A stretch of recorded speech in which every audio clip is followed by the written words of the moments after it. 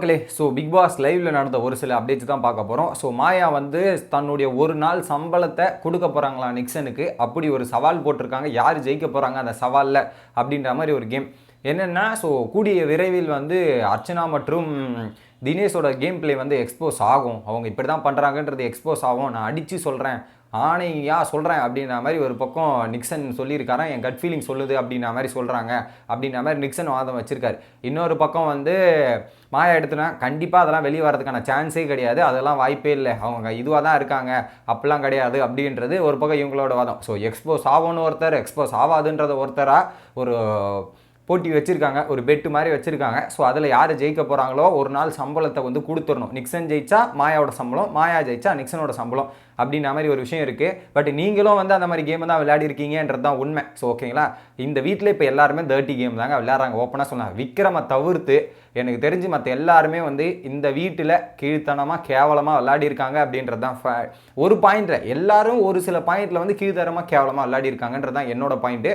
அதை பேசுறதுக்கும் தகுதி இருக்கிற ஒரே நபர் யாருன்னா என்னை பொறுத்தவரை விக்ரம் தான்.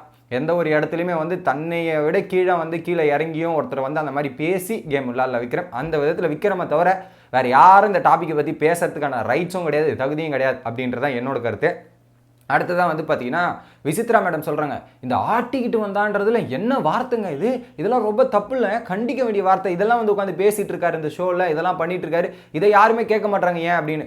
ஏன் விசித்ரா மேடம் சொருகிருவேன்னு ஒருத்தன் சொல்கிறான், அதுவும் அவன் எவ்வளோ ஆட்டிடியூடில் எவ்வளோ அரகண்டில் வந்து அவன் பண்ண எவனா பேசினா சொருகிருவேன்னா, அப்போ நீங்கள் எதுவுமே பேசலையா, அப்போ எதுவுமே சொல்லலையே, ஏன் புரியலையே எனக்கு. இந்த ஒரு வார்த்தை சபையில் இது சொன்ன அது வந்து தினேஷ் சொன்னது தப்பு தாங்க, நான் நியாயமே படுத்தலைங்க, தப்பு அப்படின்றத வச்சுக்கோங்க. இதே வார்த்தை பூர்ணிமா நீங்கள் தினேஷை பார்த்து பேசும்போது எங்கே போனாங்கன்னு தெரியல, இப்போ அவங்க பண்ணும்போது தப்புன்றாங்க. அதுக்கு தப்பு உணர்ந்து தினேஷும் சாரி கேட்டுட்டார். ஓகேங்களா, இது வரைக்கும் சொருகிருவேன் இது பண்ணிடுவேன் அப்படின்னு சொன்ன நிக்சன் இது வரைக்கும் போய் அர்ச்சனா கிட்ட சாரியும் கேட்கல, அதை பண்ணதை தப்புன்றதை நீங்களும் சொல்லலை. ஏன்னா டென்ஷனில் பண்ணிட்டான், கோவத்தில் பண்ணிட்டான் அப்படின்றத நீங்கள் ஜஸ்டிஃபை பண்ணுவீங்க, அது வந்து வேர்டை மீன் பண்ணல அப்படின்னு பேசுவீங்க. ஸோ இதை பேசுறதுக்கு உங்களுக்கு தகுதி இருக்கா? ஃபஸ்ட்டு நீங்கள் அதை கேட்குறீங்களா தைரியமா? உங்கள் கூட இருக்கவன் இப்படி பேசியிருக்கான் ஒரு பொண்ணை, நாயை சீ கருமம் மூஞ்ச பாத்தியா அப்படின்ற மாதிரி எவ்வளோ கீழ்த்தனமாக வார்த்தை. இதே வார்த்தைகளை விசித்ரா மேடமை பற்றியோ இல்லை மாயாவை பற்றியோ பேசியிருந்தா இவங்க 2 பேர் சும்மா இருந்திருப்பாங்களா? இல்லை சும்மா தான் இருப்பாங்க. ஏன் அர்ச்சனாவை பேசினதால இவங்க சும்மா இருக்காங்க, இதே இவங்க 2 பேரும் பேசியிருந்தா இவங்க அப்படியே சும்மா இருந்துட்டு அப்படியே சைலண்டாக இருந்திருப்பாங்களா? அப்படியே நிக்சன் உமன் கார்டு, உமனுக்கு சேஃப்டி இல்லைங்க அப்படின்னு எடுத்து பேசியிருப்பீங்களா மாட்டீங்களா? பேசியிருப்பீங்களா? இப்போ இதை பண்ணால் பேச மாட்டீங்க, ஏன்னா அது உங்கள் சாதகமாக உங்கள் நபராக இருக்காரு, உங்களோட எதிரி காமனாக இருக்கிறதால நீங்கள் இப்படி எடுத்துப்பீங்க. ஒரு லாஜிக்கே இல்லாமல் பேசக்கூடாது. நியாயம்னா எல்லா பக்கமும் நியாயமாக பேசணுங்க, தப்புனா தப்பு. ஓகேங்களா, யார் பண்ணாலும் சரி. ஆனால் இந்த நியாயத்தை உங்களுக்கு வரும்போது நியாயமாக பார்க்கறது, மற்றவங்களுக்கு வந்து மற்றவங்களுக்கு போகும்போது மட்டும் நியாயமாக பார்க்கறது, அதே உங்களுக்கு நடக்கும்போது இது எங்களுக்கு அநியாயம் அப்படின்ற மாதிரி பார்க்கறதெல்லாம் தப்பாக தெரியுது எனக்கு. அதை கரெக்டாக பண்ணணும். நியாயம்னா 2 பக்கமும் நியாயமாக இருக்கணும் அப்படின்றதான் என்னோட தரப்பு, அது இல்லை அப்படின்றதான் எனக்கு புரியுது.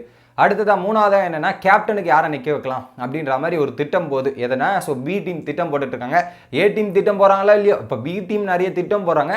கேப்டனாக வந்து யாரை நாமினேட் பண்ணலான்னா ஒரு டிஸ்கஸ் பண்ணிட்டு இருக்காங்க. மணி தான் மெயின் கண்டெண்டர். ஃபஸ்ட்டாக வந்து மணியை நிற்க வைக்கிறோம், மணிக்கு கூட அடுத்தது யாரெல்லாம் நிற்க வைக்கலாம் அப்படின்றது தான் பிளானு. மணி நம்பர் 1, அடுத்ததாக கூல் சுரேஷ், அப்புறம் அர்ச்சனா, இந்த 3 பேர். ஸோ இந்த மாதிரி கேட்டகரி. அப்படி ஒருவேளை அந்த வீட்டிலேருந்து யாராவது நிற்கிறனா விக்ரமை சூஸ் பண்ணுங்கள், ஏன்னா அவன் நாமினேஷன் ஃப்ரீலையும் இருக்கான், ஒருத்தனை நாமினேட்டும் பண்ண முடியும். ஸோ விக்ரம் கேப்டனாக இருந்தால் நல்லாயிருக்கும். ஒரு வாரம் அவன் எப்படியா இருந்தாலும் போகிறதில்ல, ஸோ அந்த ஒரு வாரம் அவனுக்கு கேப்டனாக கொடுத்து அவன் யூஸ் பண்ணிக்கிட்டோம், கரெக்டாக இருக்கட்டுமே, அவங்க சாதகமாகவே இருக்கட்டுமே அப்படின்ற மாதிரி இந்த பயங்கரமான திட்டங்கள்லாம் ஒரு பக்கம் போட்டுட்ருக்காங்க அப்படின்றது தெரியுது. நேற்று நைட் ஒரு விஷயம் நடந்தது. உரிமை குரலில் வந்து நான் தூக்கவா வேணாவா அப்படின்ற மாதிரி அர்ச்சனா பேசிகிட்டு இருந்தாங்க. தினேஷ் கிட்ட டவுட்லாம் கேட்டிருந்தாங்க. அப்போ வந்து பயப்படுறியா நீ உரிமை குரல் தூக்குறதுக்கு அப்படின்னும் போது, இல்லை நான் பயப்படலாம் இல்லைங்க, ஸோ எனக்கு இப்போ நான் உரிமை குரல் தூக்கிட்டு அந்த இது வாங்கிட்டு உள்ளே உட்காந்து அவன் உரிமைக்காரர்கள் தூக்கினதுக்கப்புறம் அவன் நார்மலாக எலிமினேஷன் ஆனால் என்ன பயன் இருக்க போகுது அப்படின்னாங்க. இல்லை உரிமைக்காரர்கள் தூக்கிட்டு பிறகு அவன் வீட்டுக்குள்ளே உட்காந்துட்டு தான் என்ன பயன் இருக்க போகுது, அது எனக்கு தெரியலையே அப்படின்ற மாதிரி அர்ச்சனா கேட்க, நீ எப்படி தூக்கினாலுமே ஒரு பயன் தான். உரிமைக்காரர்கள் தூக்கி ஒரு பாதிப்பு உனக்கு அமைஞ்சிருக்குன்னு கேட்டிங்கன்னா அது ஒரு பயன்.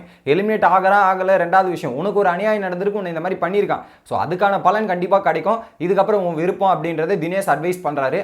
அதுக்கப்புறம் அர்ச்சனா வந்து சரி ஓகே நான் பார்க்குறேன் என்னன்றதை யோசிச்சு முடிவு பண்ணுறேன்ற மாதிரி அர்ச்சனாவும் உரிமை குரல் எடுக்கிற ஒரு முடிவில் தான் இருக்காங்க.